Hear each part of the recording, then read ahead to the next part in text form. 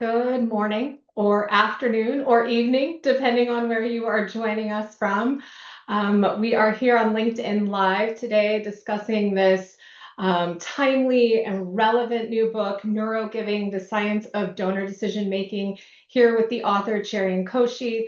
I'm going to be your host for this event today, leading through this discussion. My name is Melissa Kwilosz. I'm the VP of Client Strategy at Kindsight. I have a 25-year background in advancement, starting out as a student caller at my alma mater, through leading advancement services, frontline fundraising, and now I get to work with our clients who are going through their CRM implementations and transitions to really maximize the use of technology in the advancement, grateful patient, and nonprofit spaces. And we do want to welcome you all here today. Happy Giving Tuesday. It's the busiest time of year for our fundraising community. So we're really grateful that you've chosen to spend some of this time with us. Cherian, I want to turn it over to you for an introduction, and then we'll get through some logistics. You bet. Well, I appreciate everybody taking a few minutes away from watching the tickers on Giving Tuesday and spending some time with us as well. As Melissa mentioned, I'm Cherian Koshy. I've spent a little over 25 years in frontline fundraising, from small shops to big shops, and arts and healthcare and education and workforce development and few other things, doesn't really matter. And as Melissa mentioned, in the midst of all that, wrote a book, and not really around my experiences, but collecting a lot of the research that I've come across over those 25 years of finding out why things worked and why they didn't. And I'm really excited to unpack that with all of you here today. And I'm really excited that you all get a copy of the book as well. So that's going to be fun. Perfect segue. We're not going to wait until the end. We will show this again at the end. But we know that some of you are here because you get a free copy of a book. And we're excited about the conversation. Hope you'll stick around for that. But here is the QR code, and we will post the link in the chat as well for you to get your free copy of the book. Please also feel free to post questions in the chat throughout. I have a ton of questions for Cherian, but we definitely want to take some of your questions toward the end of the conversation. And we'll have some other opportunities that Cherian will let us know about to answer and address some of those questions in upcoming workshops. So let's get started. I think so many of us would love to hear about sort of the journey in writing this book. For those of us who have been in the industry for a long time, we probably all feel like we've got enough to write a book about the anecdotes, the donor stories, things like that. Most of us never will, but you actually did. So tell us about why this topic and what has that journey been like? First of all, I would love to say that my lighting is normally like this, but it's not. I am actually doing a keynote in Baltimore, and the fun part about, I think, my journey is that there's so many, like all of us, we all have these donor stories or stories from our work environment that would make for a great book. I think, the event or what happened at some time in our life that would make for a fascinating book. This book is not that type of book. So, and sometime we can talk about those stories. This book is actually, much to the chagrin of some of my colleagues, they'll remember I would have these experiences of trying something like an appeal or a campaign and seeing it work in one instance, and then doing the exact same thing again and having it fail. And I didn't understand why the quote unquote best practice would work in one instance and wouldn't work in another. And then I would get in my own head and really deep dive, again, to the chagrin of my colleagues. And it was sort of like my brain had 15 different tabs open, and it was like, why am I going down this rabbit hole? But I did a ton of research and a ton of reading, and did some workshops around it, and talked to a lot of friends in the sector. And at a certain point, I started doing my own webinars and workshops around behavioral science and neuroscience after I had done a lot of research. And so I had collected all of this stuff, and people kept asking me, hey, where's that research that you did on this? And I cite all of my source citations in my work. And it came to me that I've done all of this stuff. I've written some of this stuff. I've put all this stuff together, but it's really hard for people to find all of it. Why not take all of this disparate stuff and put it in one place? And so one thing, and I just mentioned this in the talk that I did, one thing that you'll note in the book when you get it is that this section of the book is all references. It's like a ton of, and they're not like random stuff. It's peer-reviewed journals inside of our sector, outside of our sector. So you can follow the research yourself, and you may come to different conclusions, but at least you have the pathway of here's the stuff that's out there, and that way you can get a jump start on the research and then kind of make your own conclusions, but you don't have to go find the stuff to begin with to start your journey. And that's what I hope people take away from this book is here's the research on donor brain science. Now I can kind of jump into this halfway down or 3/4 of the way down, and my organization can move much faster down our journey into understanding brain science. Yeah, I thought, as I was reading through it, how kind of, how many takeaways, how immediately impactful some of these strategies may be. And I do, I think it's about trying different strategies and finding where you are as an organization, some of the challenges that you may have depending on your role or your organization, and being able to understand, the brain science behind giving and how that might inform and impact your strategies. So I really think that's where we should start, the act of giving itself, and understanding how people feel about themselves in the act of giving and why that's so important to inform our strategies. You mentioned in the book that economists refer to it as impure altruism because there is a reward feeling that comes back to an individual in giving. So tell us about how the act of giving lights up the brain.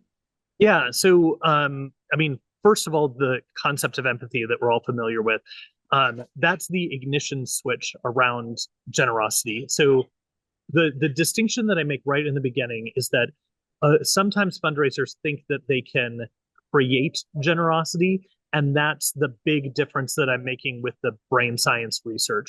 We're not creating generosity. As talented as everyone is here on the LinkedIn, we're very good at our jobs, but generosity already exists, and what we're doing with empathy is creating that ignition of generosity when we feel with someone, not just for them. The brain's neuron system activates and primes us to help. And empathy is that emotional bridge that makes giving feel personal and not abstract. So what behavioral economists call this impure altruism is that because I feel this reward in my brain, it's not purely altruistic, which I kind of tend to agree with, but I sort of frame it this way, which is that giving is both selfless and self-expressive. It feels good because it affirms the story that I tell myself about myself. I'm a kind, generous person that shows up, and the reward system lights up because generosity is identity in motion. So, in terms of practice, and really the only thing that you'll hear me say in the book is, here's how I've tried this or how other organizations have implemented this. In one organization that I worked with, we use words very strategically and intentionally, and organizations should, to say things like, you're a generous or a loyal person.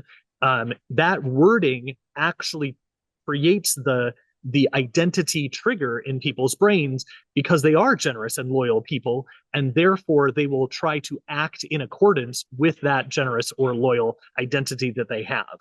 That's the way that the science indicates the generosity, altruism, and empathy works, but it also creates the strategy for fundraisers, if that makes sense. Yeah. You also make some distinctions between altruism and egoism and how those different roles play in donor behavior. So can you, share a little bit about that and how that kind of impacts that giving pattern? Yeah. So when we think of, altruism is the idea that we are doing things for the pure motive of helping others, and egoism is the idea that you are doing something for the benefit of yourself.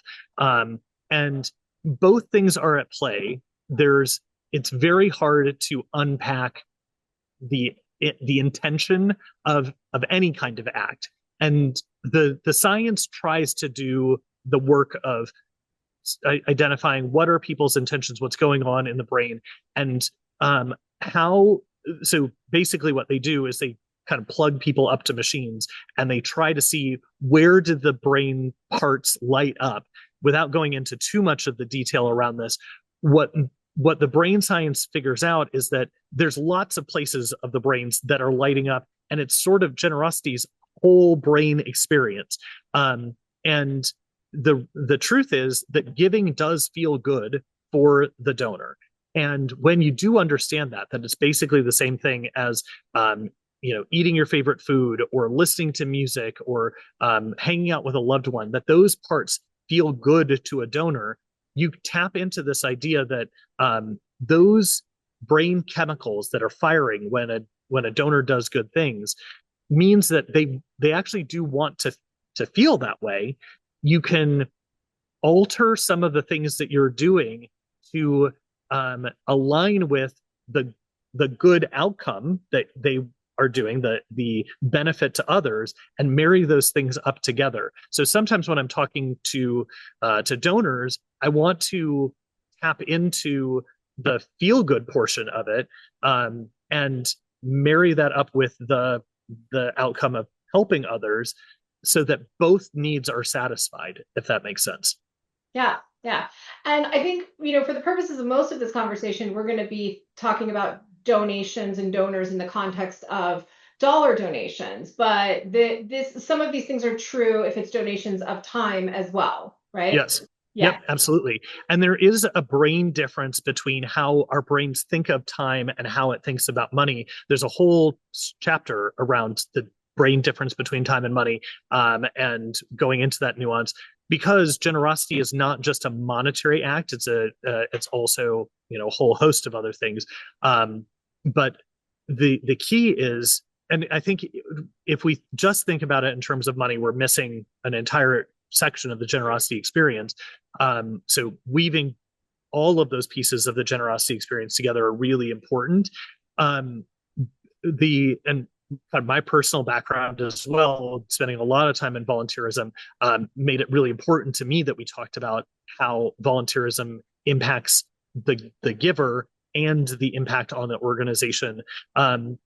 So when you think about some of the brain activity around giving time, volunteering makes us feel connected, and how it creates a different implication around our view of the relationship with the organization and with the people that we're working with, that we're volunteering with, as well as how we're interacting with the people that we're potentially serving or benefiting. So the idea is that the brain treats them as cousins, not as twins. So it's not the exact same relationship, time versus money. The different parts of the brain react. There are different types of rewards. They're still rewarding, but fundraisers or organizations that are thinking about how they're devising strategy should realize that it's not sort of plug and play. It's not the exact same thing. They ought to be very intentional about how they're thinking about ordering of the ask of volunteering and a monetary gift, and why they're doing those things, and also the wording around those things as well. Sure.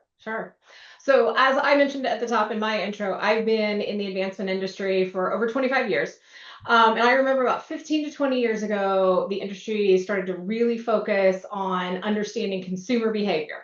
We were purchasing data to try to learn anything we could to inform our segmentation, and talked a lot about creating that Amazon-like experience.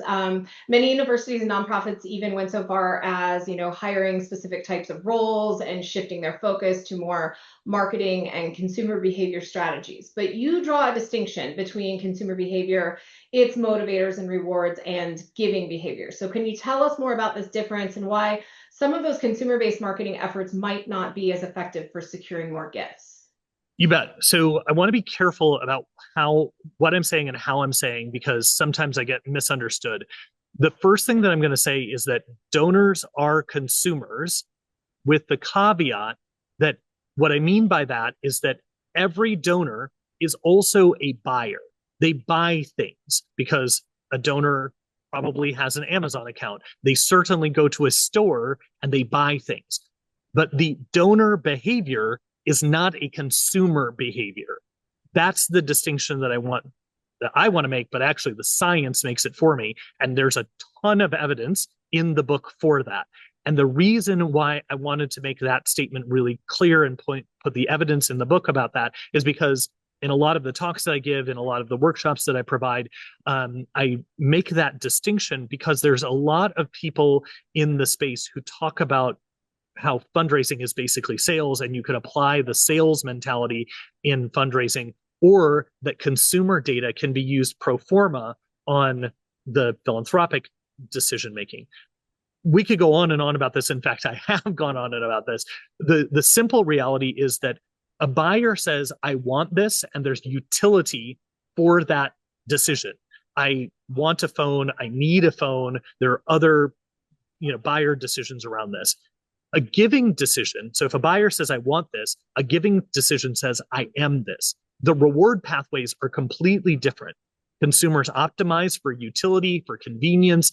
Donors optimize for meaning and alignment. So when we try to create the Amazon experience for giving, we forget that donors don't need to give. They don't need to make a gift to their alma mater. They don't need to be a grateful patient. They don't need to make a gift to the arts or to anything. And that really what they are is partners in their own self-concept. They want to be a certain person when they grow up. And that's what they're trying to achieve. So consumer tactics give you clicks and a funnel to conversion. Identity-driven messaging gives you a gift that transforms into a legacy. So there are certain things that I think that we can take away from a consumer experience that is beneficial for donor relations and donor experiences. So things like the one-click experience of Amazon is useful because of the theory behind it, and that is a frictionless experience. So Amazon learned that making the process easy, that's important for a donor and for a consumer, because what the consumer wants to do is get through that process quickly. I talk about a lot with what I just talked about in my keynote is that what we often do is slow a generous brain down. We have someone who loves their alma mater, loves a professor, or a patient who loved the care that they got. And what they most want to do at that moment in time is honor the professor or give a gift to benefit the nurse or the doctor that they got care from. And we take so much time or energy to close that gift because it's a long form or a long time or whatever, that we slow that process down. Amazon says you want a telescoping show, a snow shovelly thing for your car, which I had to buy like this last weekend because there's a lot of snow in my hometown. Like, I need this thing really fast. One click buy, it delivers on Tuesday. That's the process. Or Domino's is another example that I give in talks all this time. You buy the pizza and it gives you a tracker that says this thing is, in the oven, it's being delivered by Kaylee, whatever. It tells you the process. We can learn things about that because it shows us how things are moving through the process. Amazon tells you your snow shovelly thing is 10 stops away. That's beneficial, but not because they're consumers in the process of transacting a gift, but because of it's good to report on something to tell people where their money went. That's the takeaway. Sure. That makes sense. Was it a scraper, Cherian? Is that what you were trying to? Yes. Yeah. Thank you. Yeah. Thank you. Couldn't think of the word. Yes. Perfect, perfect. So I think, along with that frictionless experience, there are several examples and studies in the book that revolve around the importance of messaging and specifically storytelling. And among other examples, you make compelling points about the benefit of telling a more personal story about one subject versus sort of nameless data points around many. So, such as the difference between saying you can help thousands of students versus you can help Kaylee, and telling that story about Kaylee. So, can you talk a little bit about the importance of storytelling and its impact on the brain as it relates to charitable acts?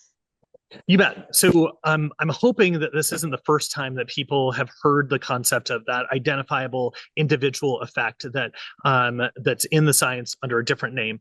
Stories don't work because they're emotional. They work because they align with the existing emotional logic that the donor already carries. And it's a weird part of our brain that says that when I see a statistic about 10,000 students or even 50 students, my brain can't wrap my head around that many students or that many people that need pediatric care or whatever it might be. I just don't, my brain doesn't get it. But when you can tell me like Haley needs a scholarship or Emily needs pediatric care, I can visualize that. I can see that. And the science behind that is important. It's an idea called neural coupling. And the point is that in our brains, we're not informed by the story. We actually experience the story with that person that we're hearing the story about. So and literally this just happened. When I said Kaylee needs a scholarship, in every one of your brains, you visualized a Kaylee that needed a scholarship. When I said Emily needs pediatric care, you didn't even know what pediatric care meant, but you visualized an Emily that needed some sort of pediatric care. That's the idea of neural coupling at work. And when you add color and depth to that story, your donor experiences what that looks like in vivid detail.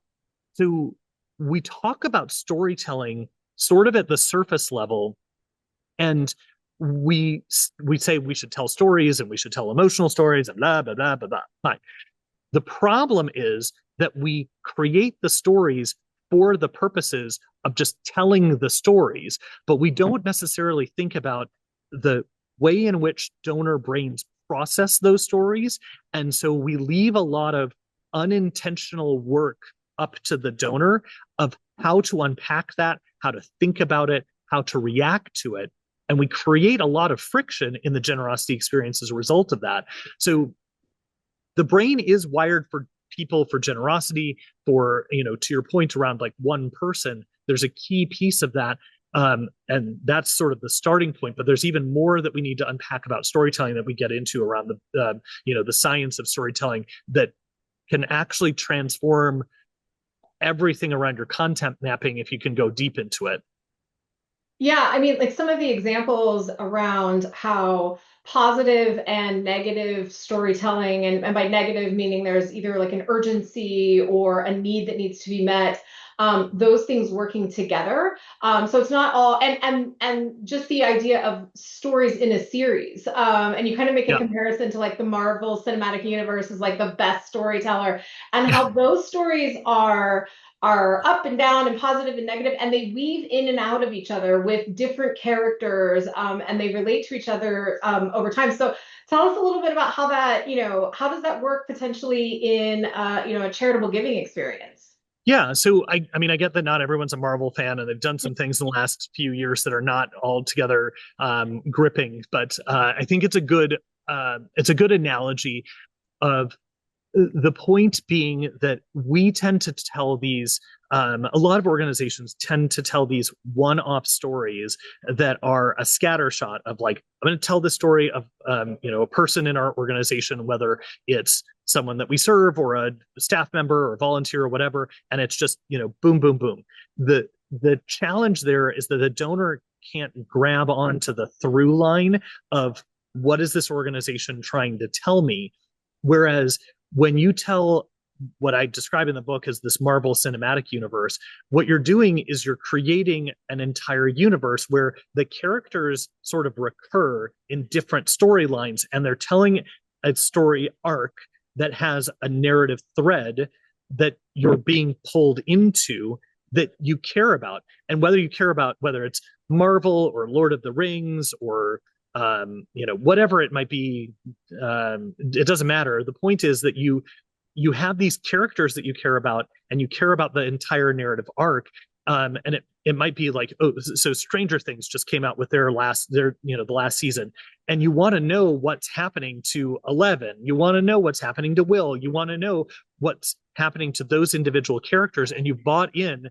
The point is that there's like these characters and these cliffhangers. That's a storytelling structure that pulls people in. And what tends to happen, especially right now, particularly in some areas, we tell stories that don't arc. They don't create hope. They don't create a change in what's happening. It's just all bad news all the time. And I get that there's a lot of bad news. I totally understand. But what you do to the donor brain, and this is in the book in particular, there's a lot of discussion around what happens in times of crisis, not just from the United States, but also examples of fundraisers that are doing work on the ground in the Ukraine.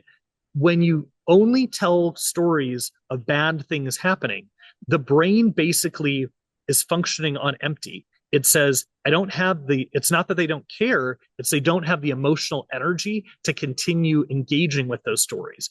So pairing hope with that urgent appeal, with that, with the bad news, even if it's something small, allows the donor or the recipient, the volunteer, whatever, to engage with the story and say, oh, I see myself in that. I see that there's an opportunity. There's something there that, even though it's bad, and you probably have seen movies like this where there's bad news bears in the story, but there's some glimmer of hope. There's some opportunity to engage with that I still want to see what happens next. I don't know what, like, the last season of Severance is a really good example. Like, everything seems lost, but that last scene, there's something there that might be, that's certainly worth watching the next season for.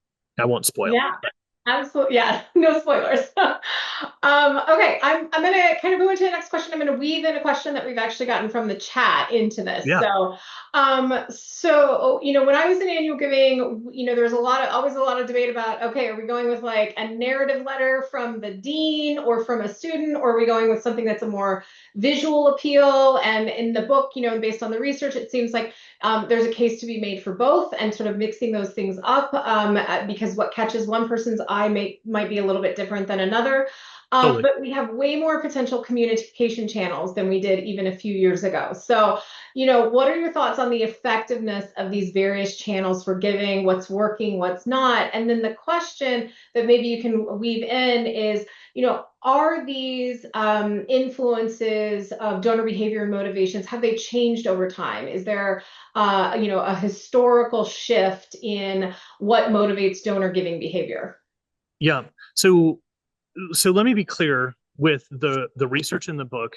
What I'm trying to accomplish with the research is to be rather timeless in this research, so that this isn't something that you read today and then throw away a year from now. There is a bit of trend analysis around what we can understand around 2025. And there are some 2025 studies in there that I jammed in at the last minute, much to the chagrin of my editor. But the reality is that everything works and nothing works. If it's not aligned with how your particular donors pay attention. And that's the key, that over the last 10 to 20 years, if you've been in the sector for a while, like Melissa and I have, you have seen this tremendous shift where we live in an attention economy, and attention is the greatest resource in fundraising, bar none. It's not staff resources, it's not technology, it's not anything else, it's attention. And there's nothing that we can do to buy attention per se, we have to earn attention.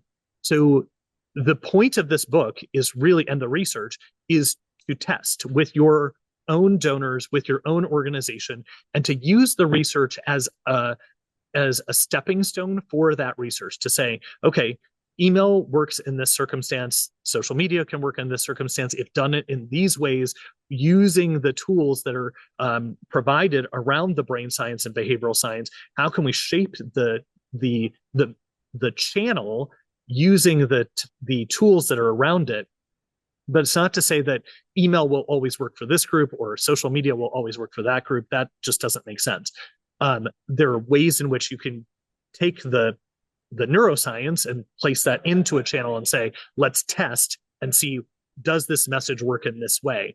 But the larger point around how do we navigate the kind of larger change is that in the attention economy, we can't assume really anything about any period of time because the generational shifts are going to continue to change. The medium, the channel is going to continue to shift and change. Certainly in social media, the algorithm is going to change. How people will engage with email or direct mail will change. So if you take anything away from the research and the book, it's that you can't stand still. You can't grab something and say, oh, I found the thing that works and I'm going to keep doing that for the next 6 years or 6 months. You have to continue to use the principles of brain science to retest on a regular basis and to say, oh, I've learned why something works. I can use that principle to now create a fundamental testing regimen that will optimize on the channel and on the messaging in a sequence on a regular basis. I think that's the key. So there's this channel will work always with this group of donors. Sure.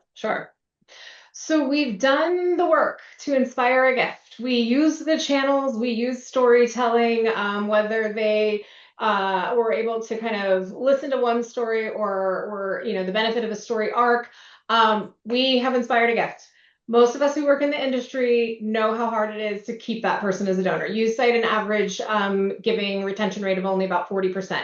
So how can we use what we understand about brain science and the act of giving to improve those donor retention rates and sustain those gifts? Yep. So the talk that I just gave, the source citation is the AFP fundraising effectiveness reports that go up to Q2 of 2025. I don't cite that particular one because it's going to change, but it hasn't been more, plus or minus 40% over a really long period of time. There are limitations of that study. I'm on the board of AFP, and I will say this wholeheartedly, with full disclosure, that there are limitations of that because it's coming from CRM data. It's not representative of every CRM. So the reality, it's a good sample, right? Like it's the best sample that we have. But if you take your own data and look at your retention rate, it's not 100%. So let's start there.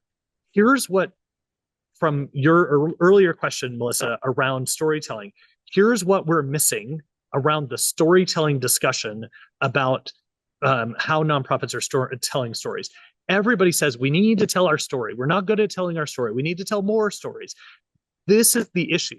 We tell the stories, and even if we're telling really good stories, what we have missed is the way in which our brains understand and think about stories. And what everyone listening here knows about stories is what we've forgotten. Stories are the fundamental way that people have always learned things and have always transmitted values throughout history. That's how people have moved ideas from one generation to the next and from one person to the next. So throughout history, if we wanted someone to take information or a value and to teach it to their kids or to their grandkids, we told stories, we told parables, we told, grand ideas, and we would have them retell those stories. If we wanted to move an idea from one group of people to another group of people, we would tell the story and take that story and move it to another group of people. That's how we did it. How do we improve donor retention? I kid you not, it is this simple. Encourage donors to tell their own story. When they verbalize why they give, two things happen. They cement their own giving. You cannot tell your own story of generosity without creating for yourself a deeper identity of generosity. If you stop giving, it creates cognitive dissonance. You can't say, I'm a donor, and I've said this on lots of workshops before, I'm a donor to the Iowa State Fair. I can't keep saying that about myself and then stop giving to the Iowa State Fair Foundation. If I did, I would feel weird in my brain, in my gut, because I've said that so many times. And I tell that story all the time. Now, that's not like a super big identity thing for me. It's a fun thing that I give to, but it's not like the deepest core of my being identity. There are other things that are probably more core to my who I am and what I very much care about. And if I told those stories to you and shared that about myself, those are things where I would tell you there is nothing about the world changing, the economy changing, whatever, that would stop me from giving. And every single organization in this room knows that you have those donors that, despite what happens in the world, they would always give to you. They might give a little bit less, but they would always give to you because in their heart of hearts, in their being, they say something like, this organization, this cause is my responsibility. That's what you're looking for. When they verbalize their story, when they explain why they give, they are cementing their own identity, but they're also convincing others to give as well in a very meaningful, personal way. It's the transmission of values from one person to another, from one generation to another, that changes the retention metric. So when you are creating stories, it's not about writing the story itself. It's writing the story to be repeated. How are we creating a story that is easy to retell from one parent to a child, from one person to another?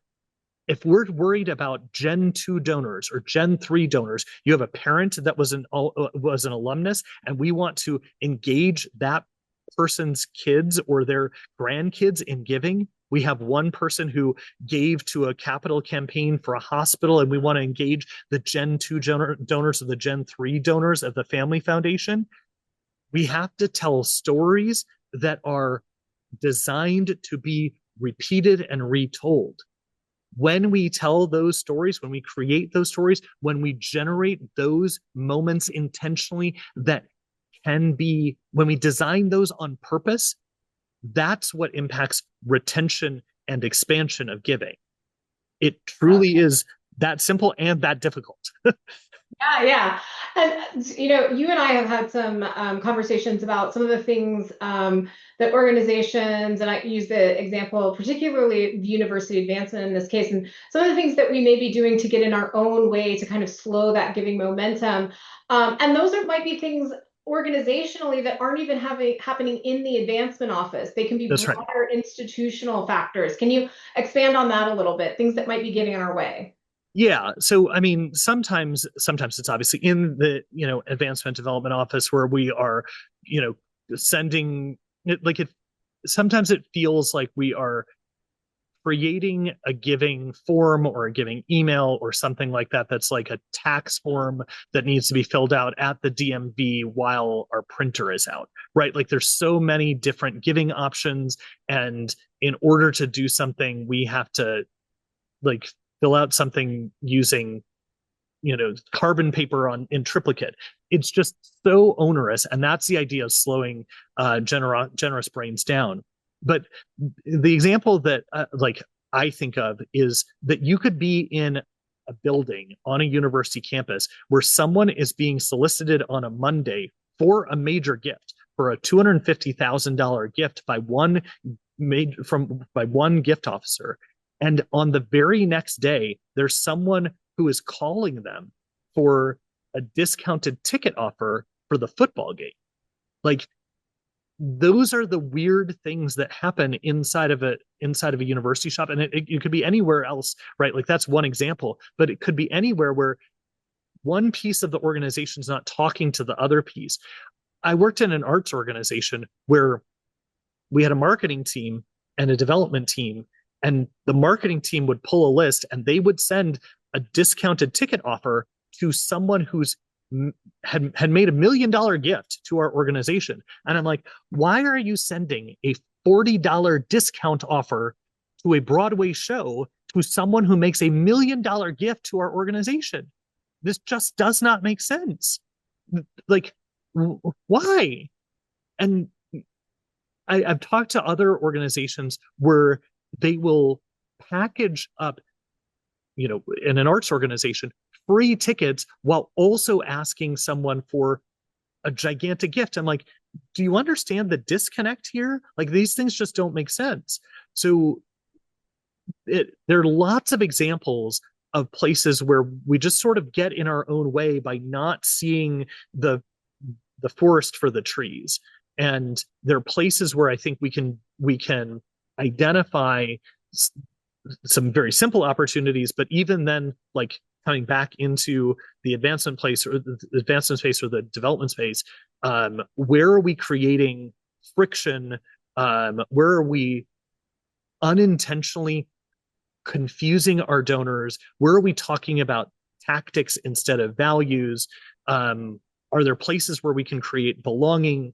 Are there opportunities to reinforce trust that, that audit can happen and tell these stories that in a way that can be repeated? There's, I did a talk for a very large national organization a few weeks ago, and there was one story that they told was just so beautiful and remarkable. And I've now told that story a few times, and it's the example of like, this is a story that can be retold, and it's like, you can't not be compelled as a donor for some of those types of things. Sure. And speaking on behalf of the university advancement offices, they cannot control all of those things sometimes. Of course. But I do think that understanding the impact on the momentum of giving and how it's engaging different parts of the brain at least gives me, maybe some understanding as to the donor behavior that you're experiencing, or the confusion or the lack of response, or whatever the case may be. So I think even just understanding that information is so important. And kind of to that point, I want to go back a bit to the idea of donor preferences, and that the same messaging won't impact two people in the same demographic profile the same way. Because, as you talked about, it's not about the emotional story. It's more about how it connects with your frameworks and your moral compass and your lived experiences. So, we've talked about also the fact that they behave differently as consumers. So recognizing that you and I work for an organization focused on data-driven fundraising solutions. Yep. Have we been looking at all the wrong data? And how can we leverage the data that we do have more effectively? What else should we be tracking? How should we be better utilizing the data that we do have? So I will say this, and maybe someone will get angry with me. So I think the challenge, I will say this, I think sometimes people use our data the wrong way.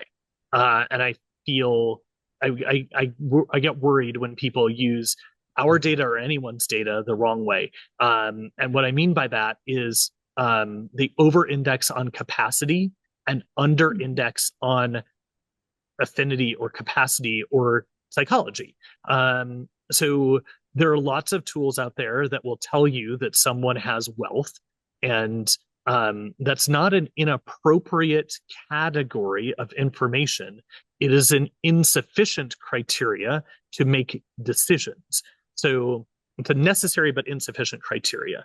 What I hope people do when they take the data that we have is to look at all of the information that we have, plus the information that they have, and information that they experience. So what I mean by that is, we have wealth and affinity information. They have engagement information and experience information, behavioral data, and they interpret all of that together to create signals of identity and empathy and readiness and values alignment and capacity to create priority to then determine who's the right person to talk to, what should we talk to them about, how much should we ask them for, all of those things, so that we're not just asking rich people to make a gift, even though they don't have any engagement with our organization. And there are times where I get on the phone with an organization, they're like, tell me the 10 richest people in our neighborhood. And I'm like, these are not the droids you're looking for. And so data is central. Data is important. Up-to-date data is very important. Coming back to this idea of how quickly that information matters, right? Like, if you have someone who's an alumnus of a program, if you have someone who's a grateful patient, if you have someone who just went to a show or something like that, responding in that moment is very important. And if you have bad data, if you don't know where they live, or if you don't have the right email address, their experience is going to be impacted by how quickly you are able to engage with them. And priority is going to be impacted by your wealth data. But that assumes that you have engagement and affinity with them. Unfortunately, I think there are some people who are just looking at who are the 10 wealthiest people in our neighborhood, in our state, or whatever, and they're just trying to ask wealthy people for money. And I go into a lot of detail in the book about how that's a really bad idea. Generous people may not be the wealthiest people, and the wealthiest people are absolutely not necessarily the most generous people.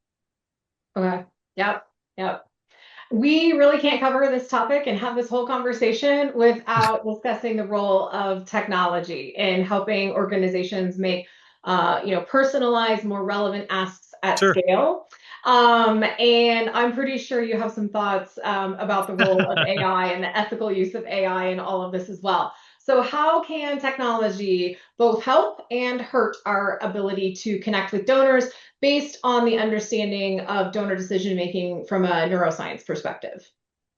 Yeah, so I mean, I do a lot of talks on AI, and I'm on the advisory council of fundraising.ai. So there's a lot of information. We just released the Donor Perceptions of AI report, which is now the only longitudinal study on donor perceptions. There's a lot of data around that as well. I think I might have cited that in the book. I don't remember now. And so we talk about AI in the book as well around that. What I will say is, a lot of people get worried about AI because they think about it in the very specific scope of what they do. And there's actually a neuroscience around, behavioral science around that. That's a bias itself.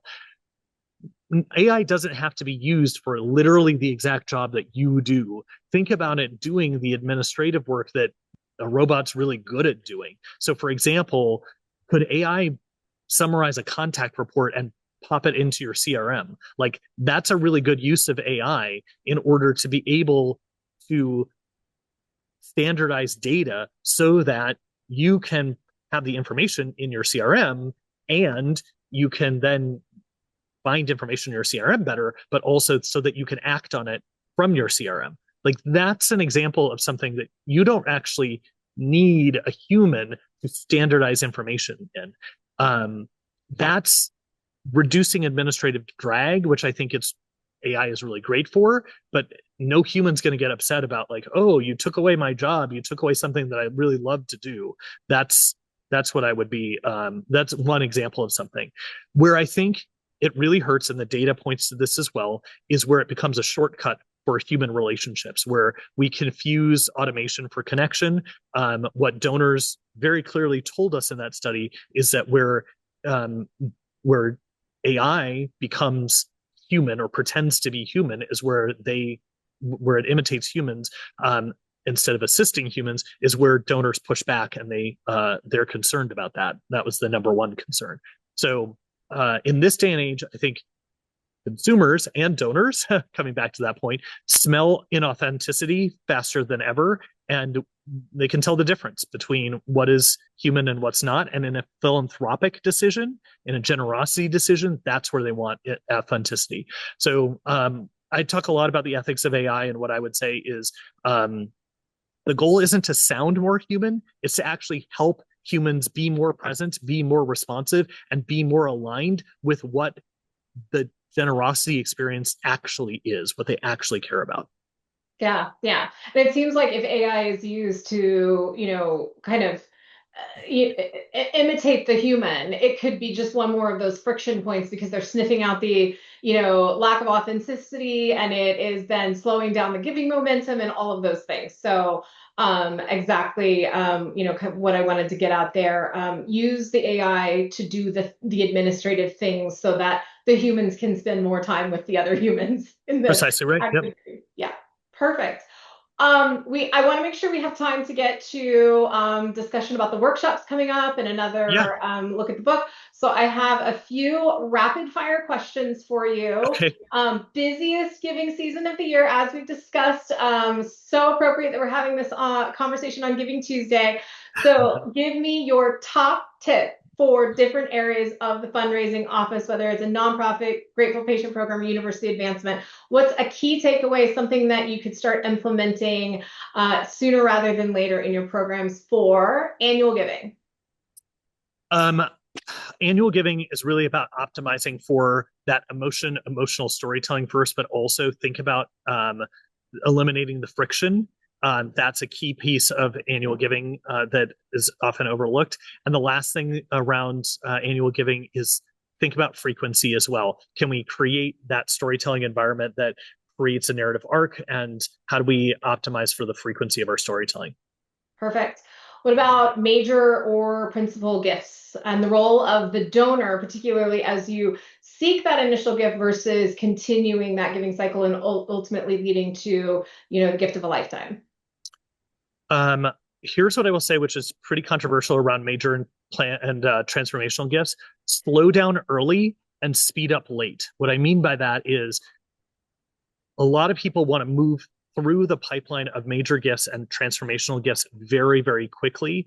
And you see a lot of bloated portfolios, particularly in higher ed and healthcare, where they're like, I want 160, 200, 300 size portfolios. I think that's problematic. Slow down early, spend a lot of time in meaningful touch points with those major donors, get to know them well, find out where those identity markers are, build that trust really well, take the time to do that. And then as you get to the later phases, move quickly to close those gifts because they've built that trust. They have that. You have all the answers that you need. Get through the kind of ticky-tacky stuff very quickly. Identity alignment precedes every transformational gift. If you've got those things locked up and locked up well because you've taken the time to do that, then the transactional side of stuff, the gift agreement stuff, can go very quickly. And how might that differ for planned giving?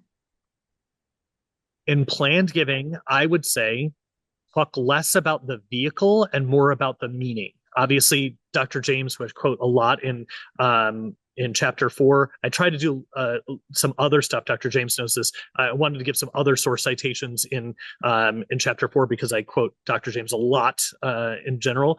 Talk less about the vehicle and talk more about meaning. Legacy is a huge neuroscience, behavioral science conversation.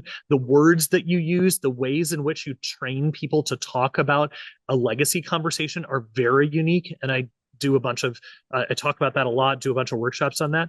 The choice of words is really essential. Tax is the plan giving people love this. Tax is the codicil. It's the add-on to the conversation. We tend to get very weedy about the vehicle and the description of how it all works. That should be the add-on piece. If we can get alignment on here's what you want to accomplish at a big level, the rest of it falls in line. Okay, great.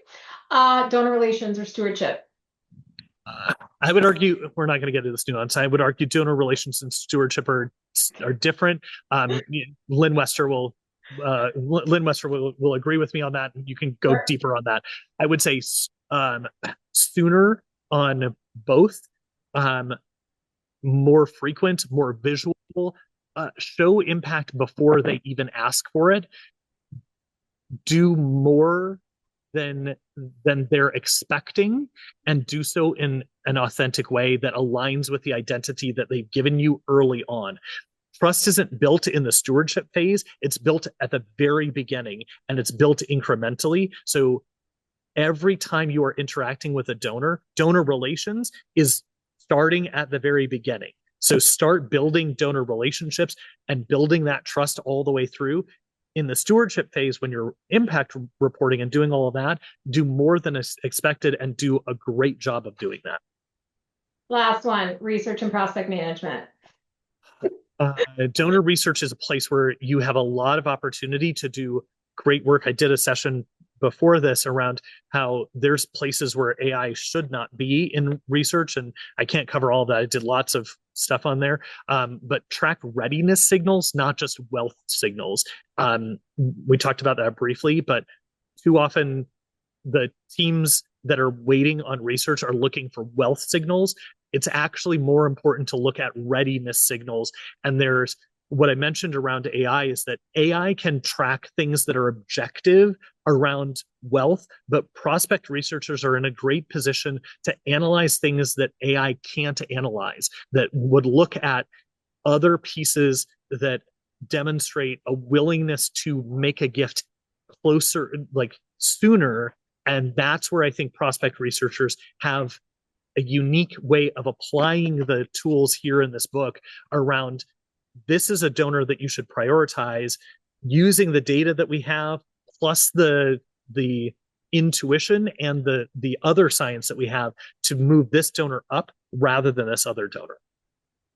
Fantastic. And this is all about storytelling and the ongoing narrative. So tell us about what comes up next in the ongoing narrative of this book.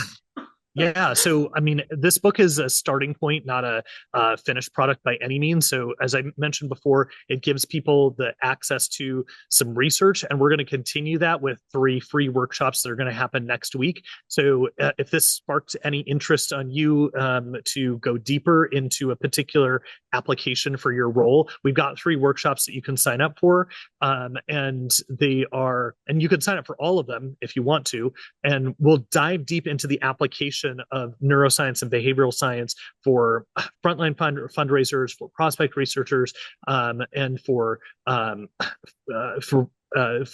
those particular roles, for you to be able to see kind of how you would apply this information in your day-to-day roles, and you'll have specific takeaways that you can use. And we'll go deeper into the science of like we touched on a little bit of the science today, but you'll go into more detail around here's what the research specifically says, here's how this can be applied like right away for you. So would love to see you in those workshops. And if you go to the QR code, you can see all the different workshops that we have.